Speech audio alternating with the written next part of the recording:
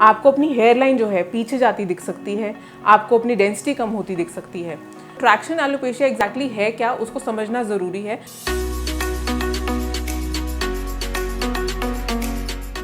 जब आप लंबे समय तक किसी भी चीज़ में खिंचाव बनाए रखते हैं उसको ट्रैक्शन कहते हैं। और एलोपेशिया वो होता है जब आपके स्कैल्प के किसी हिस्से में आपका फॉलिकल जो है डैमेज हो गया, उस एरिया में आपको फॉलिकल दिख ही नहीं रहा, तो यानी कि वहाँ पे रीग्रोथ कभी होगी ही नहीं। तो इसलिए इसको बोलते हैं traction alopecia.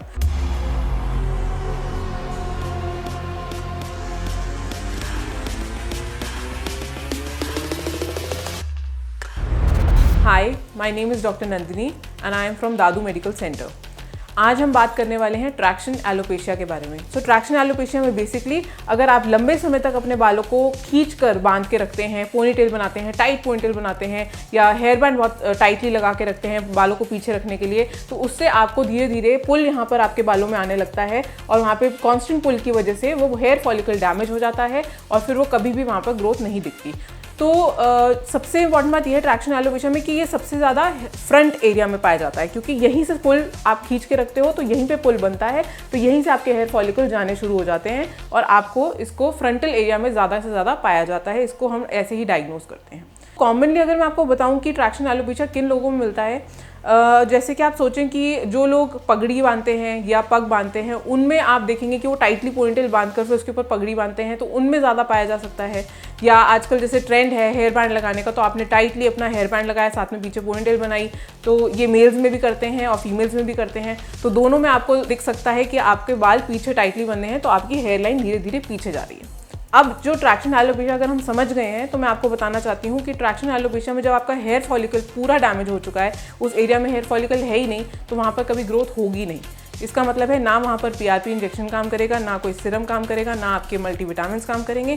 So the only solution that is left is here transplant. ऐसा ही हमने एक केस किया विच इज़ साहिल मेहता, जो हमारे पास आए। He was young 28-29 years old male and उनकी यही कंप्लेंट थी। वो हमारे पास आए तो इवैल्यूएशन के लिए थे, उनको लग रहा था मेरी हेयर लाइन पीछे जा रही है और मेरे बाल कम हो रहे हैं, आगे से डेंसिटी कम हो रही है। But then we saw and we diagnose किए ट्रैक्शन एलोपेशिया। जब हमने पूरी हिस्ट्री ली उनसे और हमने देखा कि उनके स्कैल्प पे जो ट्रैक्शन एलोपेशिया है वो काफ़ी पीछे तक, यानी कि हेयर लाइन से लेके यहाँ तक उनके बाल कम थे और डेंसिटी बहुत कम थी।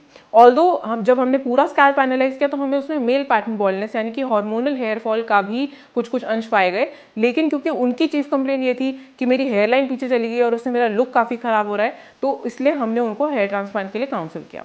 तो एक बार मैं आपको उनकी पिक्चर्स दिखाती हूँ। ये देखिए, ये उनकी पिक्चर्स हैं जब वो हमारे पास आए थे। आप देख सकते हैं कि पूरा एरिया खाली है, यहाँ पर कोई हेयर फॉलिकल बिल्कुल भी नहीं है।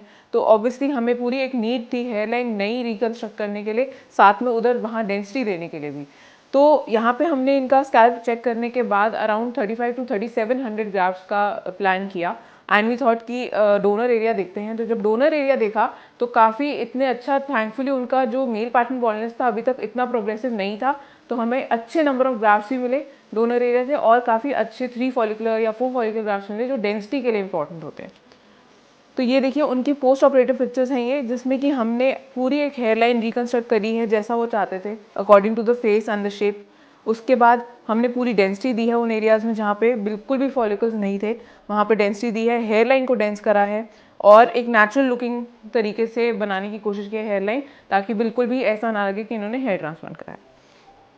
ये पिक्चर अगर आप देख सकते हैं तो ये है उनके 10th डे की, जब हेयर ट्रांसप्लांट हो गया था।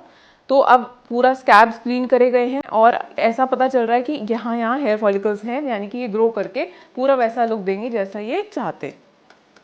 सो ये दूसरे एंगल से आपको दिखाती हूँ। यहाँ पे भी देखिए कि ये पूरा एरिया काफ़ी तरीके से खाली था जो हमने भरा है। टेम्पल्स को भी थोड़ा रिकन्स्ट्रक्ट करा है ताकि ये मर्जन कर जाए और ये उनका 10th डे का लुक है।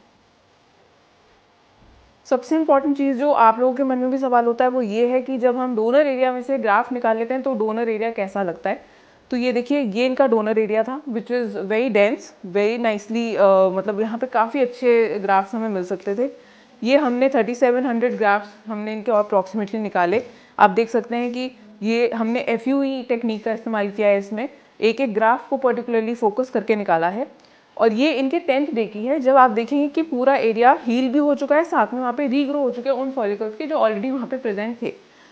तो अब आप देख सकते हैं कि फिर भी डेंसिटी काफ़ी हद तक अच्छी मेंटेन्ड है। और क्योंकि ये बाल हमेशा लंबे रखते थे तो उनको इस चीज़ का बेनिफिट भी हमेशा मिलेगा कि अगर ये बाल लंबे रखेंगे तो कभी उनकी डेंसिटी कम हुई भी है थोड़ी बहुत तो उनको कभी पता नहीं चलेगी। सो बेसिकली हम बस ये कहना चाहते हैं इस पूरी वीडियो से कि ये एक इन्फॉर्मेटिव वीडियो है।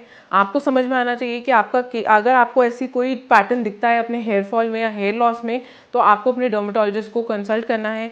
वो डेफिनेटली इसको एक डायग्नोसिस बनाएंगे कि क्या चीज़ है, ये ट्रैक्शन एलोपेशिया है या मेल पैटर्न बॉल्डनेस है। दोनों अलग अलग सिचुएशंस हैं, या ये एलोपेशिया एरियाटा है। मतलब काफ़ी सारी ऐसी कंडीशंस हैं जो आपका डर्मेटोलॉजिस्ट ही आपको बता सकेगा कि ये कंडीशन है और इसका क्या इलाज है। तो ऐसे ही हमने इनके लिए जैसे ये रास्ता चुना वैसे ही वो भी आपको सजेस्ट कर पाएंगे, या अगर आपको हमसे कोई एडवाइस चाहिए तो definitely will be able to advice you the best and आपको बहुत अच्छे रिजल्ट्स मिलेंगे। तो ऐसी ही वीडियोस के लिए हमारे साथ बने रहिए ऑन DMC ट्राइकोलॉजी।